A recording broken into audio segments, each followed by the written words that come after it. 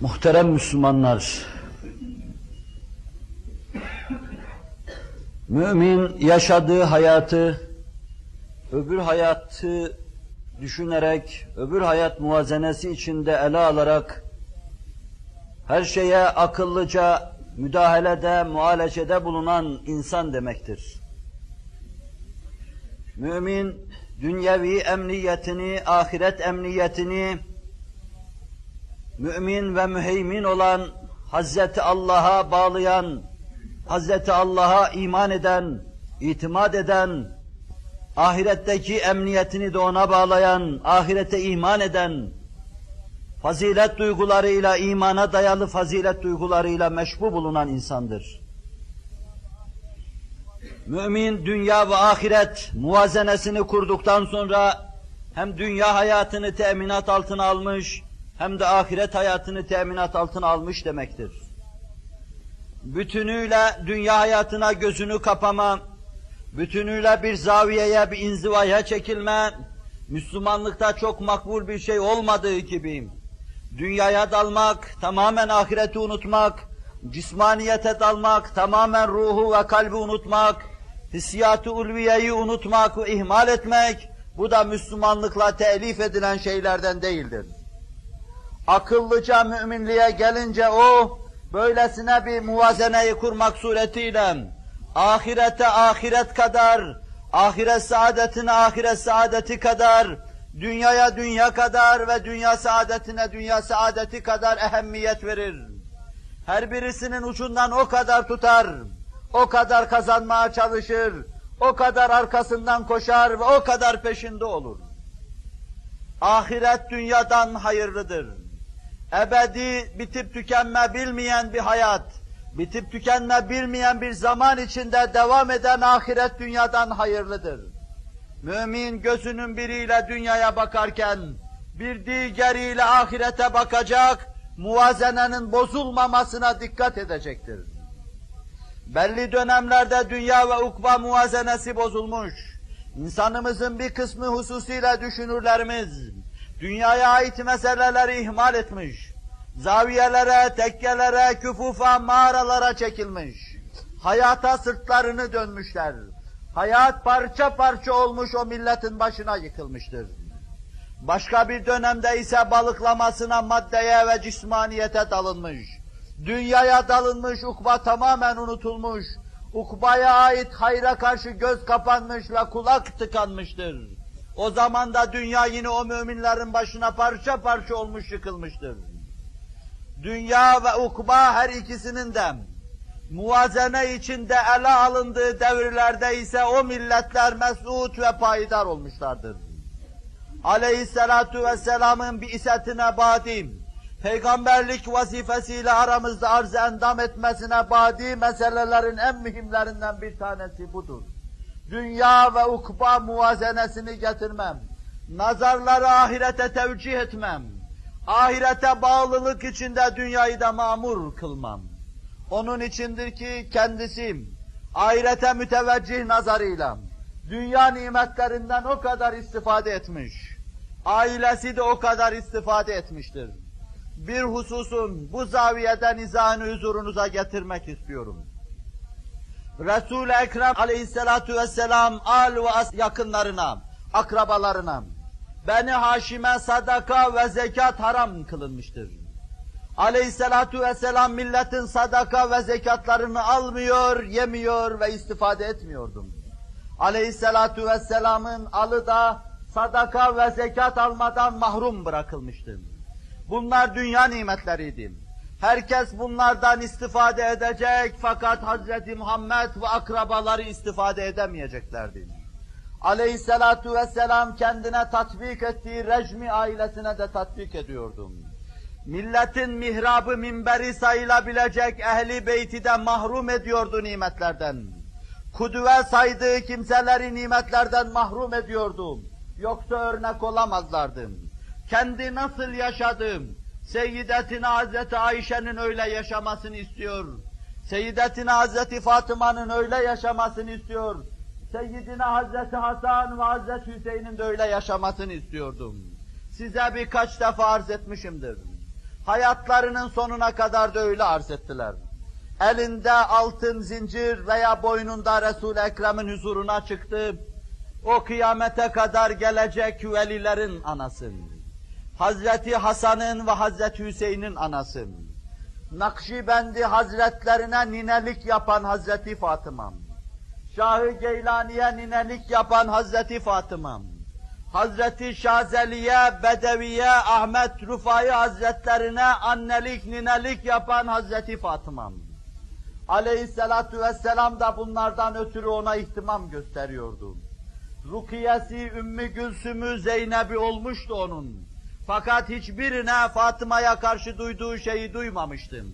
Onlara karşı da refik, şefiktim. İnce bir kalbi vardı. Fakat Fatıma'yı bir kubbe gibi koruyordu. Zira o muhteşem kubbenin altında kıyamete kadar altın halkalar, elmas halkalar gelişecekti. Bu elmas zincirin, altın zincirin başı, ana Hazreti Fatıma, boynunda dünyaya ait bir altın zincirle huzuru Risalet Fenahi'ye çıkar. Allah Resulü kaşlarını çatar. Kızım Fatıma ister misin halk desin? Peygamberin kızı boynunda cehennemden bir halka taşıyor, ister misin desinler. O boynundaki zinciri çıkarır satar. Hürriyetini kaybetmiş bir esir alır, hürriyete kavuşturur. Ve sonra beşaşet içinde, beşaret içinde huzuru Risalet Fenahi'ye gider, yaptığını söyler ve Resul-i Ekrem'i hoşnut eder. Aleyhissalatu vesselam ailesine pehriz yaptırtıyordu. Hayatlarının sonuna kadar da böyle devam ettiler. Bakın manzaraya. Ben ihtişamıyla size arz edemedim. O büyük kadını arz etme üstesinden geleceğim şey değildir. Aleyhissalatu vesselamın üzerinde tir tir titrediği bir kadını nasıl anlatabilirim ki?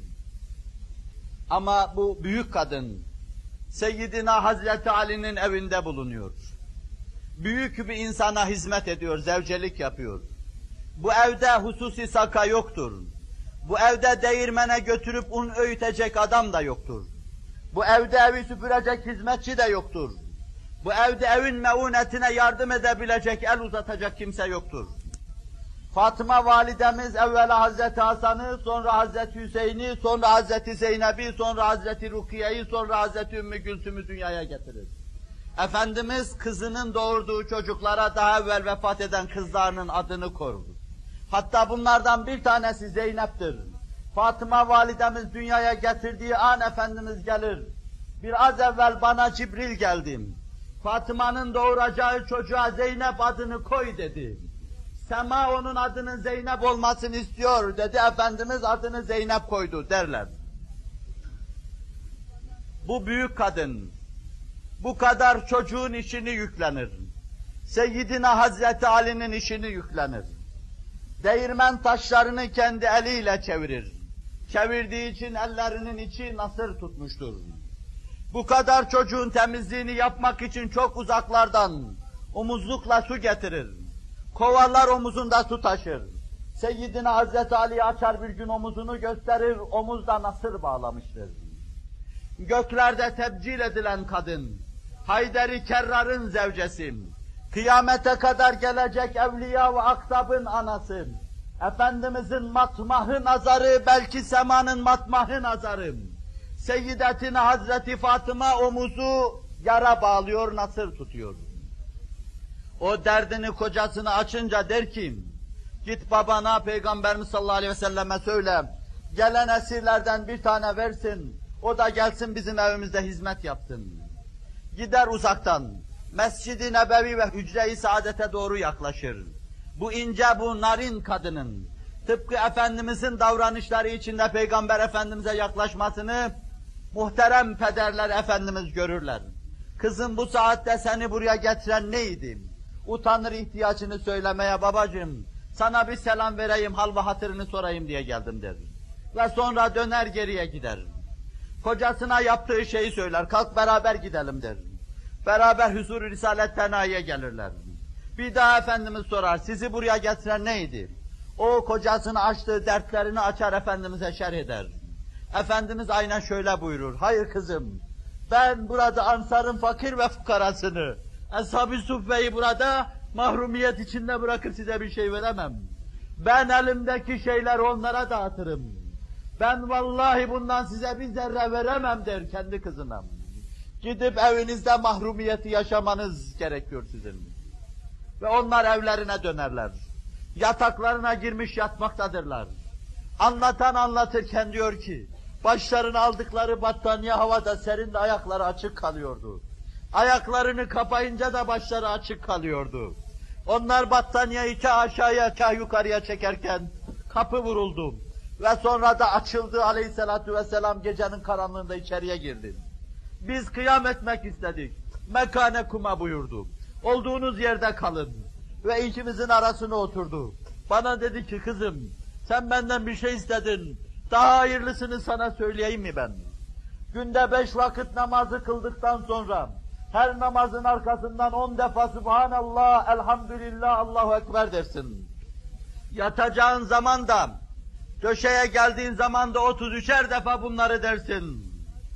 Senin bu yaptığın şey, sahip olacağın bir köle ve onun hizmetinden senin için daha hayırlı olacaktır. Zira bu ahirete mahsus bir şey olacaktır. Demek istiyor ki aleyhissalatu vesselam, kızım, sen dünyaya az buçuk teveccüh etmek istiyorsun ama sen ukuba için yaratılmışsın. Sen bütün gelecek evliyaya mader olabilecek mahiyette yaratılmışsın. Sen bütün aktaba beşik olabilecek mahiyette yaratılmışsın. Bunları sen düşünmemelisin. Ahiret senin için daha hayırlıdır ve ona teveccüh etmelisin. Gitmiş bağrına taş basmış. Efendimiz sallallahu aleyhi ve sellem vefat edeceği ana kadar da devam etmiş. Ve bir daha böyle bir istekle bulunmamış. Odunu omuzuna almış, taşımış, değirmen taşını çevirmiş, ununu üyütmüş, ondan sonra efendisine ve çocuklarına bakmış, bir daha hatırından geçirmemişti bunun. Efendimiz vefat edince her şey yıkılmıştı. Anası vefat ettikten sonra, kız kardeşleri vefat ettikten sonra, yapayalnız Hazreti Fatıma babasına bağlanmıştı. Sık sık Mescid-i Nebevi'ye uğruyor, onu görüyor ve teselli oluyordu. 25-26 yaşlarında ancak vardı babası vefat ederken. 4-5 tane çocuğu vardı ve bütün tesellisi babasıydı. Bir gün Allah Celle Celaluhu onu da aldı. Bir sürü başında çocukla beraber yapayalnız kalmıştım. Seyyidina Hazreti Ebu Bekir'in huzuruna geldi. Babam vefat etti, onun hakkını isterim dedi. Bana vereceksiniz kızıyım, miras bana düşer onlar, babamın malı mülküm. Hazreti Ebu Bekir dedi ki, gözümün nuru veremem onun. Ben bu mevzuda selahiyetli değilim. Ve şöyle onları bir ilzam yolunu seçtim. Ben sizi irşad ederek söylüyorum. Resul-i Ekrem'den duymadınız mı? Size demedim mi? Kim Fatıma'yı kırarsa beni kırmış olur. Kim onun kalbini inkisara uğratırsa bana eziyet etmiş olur. Duymadınız mı? Allah şahit ki duyduk bunu. Öyleyse şahit olun. Benim gönlüm şu esnada size kırıktır diyordu. Ve Seyyidina Hazreti Ebu Bekir halkın içine ağlayarak çıktı. Benden bu emaneti alın diyordu. Bunu götüremeyeceğim. Ama ona da şöyle söyledi. Ben Efendimiz'den duydum. Peygamberimiz buyurdular ki peygamberler geriye miras bırakmazlar. Onlar sadece ilim ve irfan bırakırlar. Mal, mamelek geriye kalmaz onlardan diyordu. Bağrına taş bastın. 6 ay aynı açlık ve susuzluğa devam etmek suretiyle o 6 aylık hayatını da yaşadı ve Efendimiz'e intikal buyurdu. Ahirete intikal buyurdu.